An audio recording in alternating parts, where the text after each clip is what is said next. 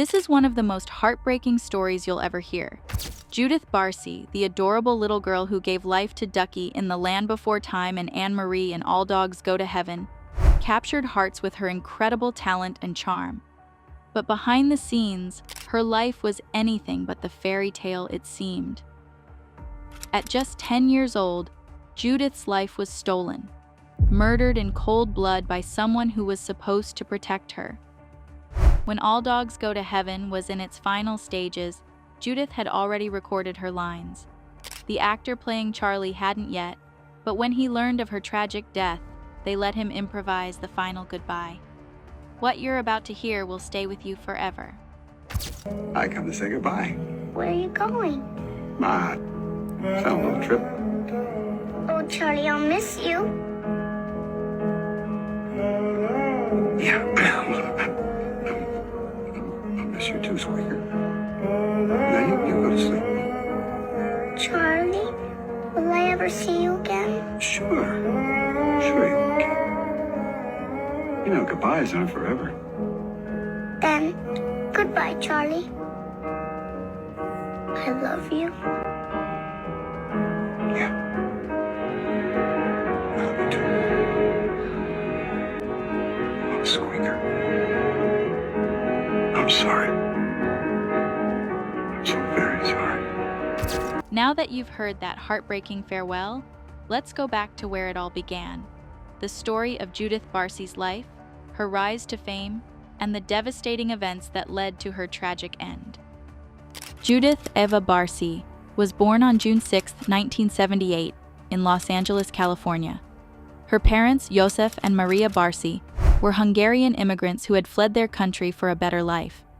They were hardworking, like so many others, eager to give their daughter opportunities they'd never had. Judith was their pride and joy, their miracle, and she truly was exceptional. Judith's path to stardom began by pure chance. At just 5 years old, while ice skating at a local rink, her vibrant personality caught the eye of a casting agent. Soon she was auditioning for commercials, and in no time, she was landing roles. Judith quickly became a staple in television commercials, a familiar face that everyone adored. Ever since Mom and Dad found out that Donald Duck is 100% pure orange juice, they've been acting kind of funny. It's called Jalapeno and cheddar. Okay, I got it now. New Lay's Jalapeno and cheddar. No other chip can say it. No one can eat just one. Man. She was cute, spirited, and natural on camera, a producer's dream. But her rise wasn't limited to commercials. Judith's talent brought her to the big screen. The incy-wincy spider crawled up the water spout. Down came the rain and washed the spider out. Out came the sun and dried up all the rain. So the incy-wincy spider crawled up the water spout. Oh gosh. She scored roles in popular TV shows and movies, and by the age of 7, she had a resume that many actors would envy. Her voice work in The Land Before Time and All Dogs Go to Heaven left an indelible mark on audiences, and her star seemed to shine brighter each day. But there was a side to her life that no one could see, a shadow that lingered just beyond the spotlight. Behind her success, Judith's life at home was anything but glamorous. Her father, Josef, had a dark and dangerous side. He was a man filled with resentment and insecurity, unable to handle his daughter's fame. Josef struggled with alcoholism and a violent temper. As Judith's fame grew, his insecurities intensified. He saw his wife and daughter's success as a threat rather than a blessing, and he began exerting more control over them. He became possessive, angry, and above all, terrifying. As Judith's star rose, her family life deteriorated. Friends and neighbors began noticing that something wasn't right. The Barsi home became known for the sounds of shouting and violence coming from behind closed doors. Yusef's anger was unpredictable, and he made life at home a waking nightmare. He would threaten Maria constantly, often saying things like, "If you ever leave me, I'll kill you." Maria was trapped, and Judith, too young to understand, was caught in the crossfire. Even more chillingly, Josef's rage often turned directly toward Judith. He would belittle her, insult her, and try to intimidate her. Judith, who was only a child, became visibly anxious. At times, she began to pull out her eyelashes, a sign of the deep anxiety she was carrying. For her, the joy of performing was now overshadowed by fear. When she went to work, she found a temporary escape, but it was always short-lived. As soon as she returned home, the nightmare continued. Judith's distress didn't go unnoticed. Teachers and friends began to see signs that something was very wrong. Judith would arrive at school late or not at all, looking nervous and withdrawn. On one occasion, she confided in a friend, saying quietly, "I'm afraid of my father." Her teachers, seeing her drastic change in behavior, became concerned. Judith was no longer the lively girl she once was. She had become tense, withdrawn, and fearful.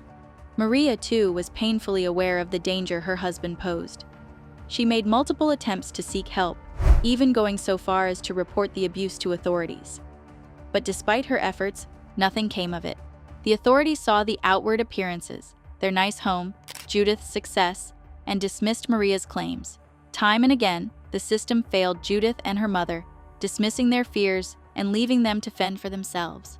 At one point, Maria considered leaving Josef for good, taking Judith with her.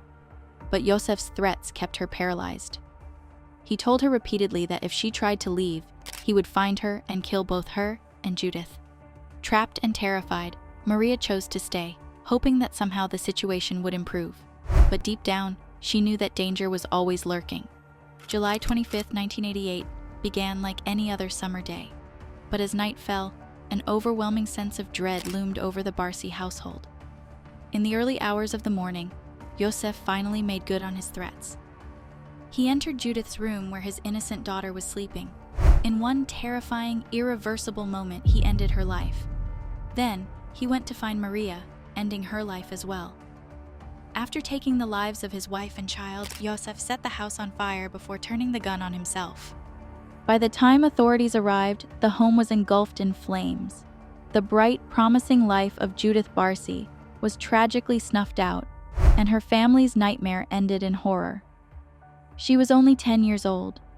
Her story, both shocking and tragic, left everyone asking, how could this have happened? The aftermath of Judith's death left Hollywood reeling. Judith's voice in beloved movies like The Land Before Time became a haunting reminder of the life that was stolen too soon. Her story shone a painful spotlight on the hidden abuse that so many children suffer, especially those in the public eye. Judith's death served as a chilling reminder of how easy it is for cries for help to go unheard. In the years that followed, advocates for child actors began pushing for stronger protections and mental health support, determined that Judith's death would not be in vain.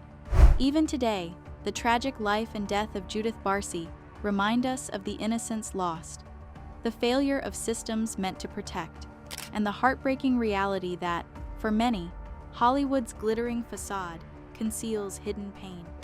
Judith's story is one of lost potential, stolen innocence, and a haunting reminder that behind the brightest smiles can lie the darkest secrets. Her life may have ended too soon, but her memory lives on in every role she played, every line she spoke, and every heart she touched. It's a story that reminds us all to look a little closer